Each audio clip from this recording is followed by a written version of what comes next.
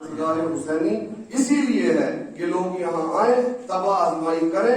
امام اول حضرت امام علی علیہ السلام کا فرمان ہے کہ کلام کرو تاکہ تم پہچانے جاؤ۔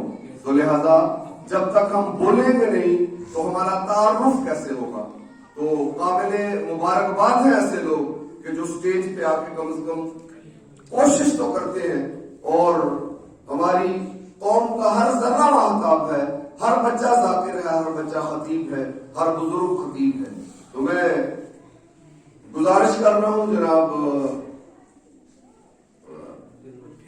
فردوس علی صاحب کے، جو آپ کو پتہ ہی ہے کہ رحمت للعالمین ٹرسٹ کے یہ روح رواں ہے، 10 منٹ کے لیے میں ان سے گزارش کروں گا تشریف لائیں۔ اس کے بعد عابد صاحب بھی 10 منٹ میں اپنا کلام پیش کریں گے۔ علی جناب قبلہ و کعبہ کا خطاب ہوگا اور محفل جو ہے اختتام پذیر ہوگی۔ آپ حضرات سے گزارش ہے کہ اطمینان سے بیٹھ کے دل کی اپنی گہرائیوں سے مولا کی آج کی محفل کو سنیں، اور سب سے بڑی بات یہ ہے کہ ہم یہاں سے کچھ لے کے جائیں۔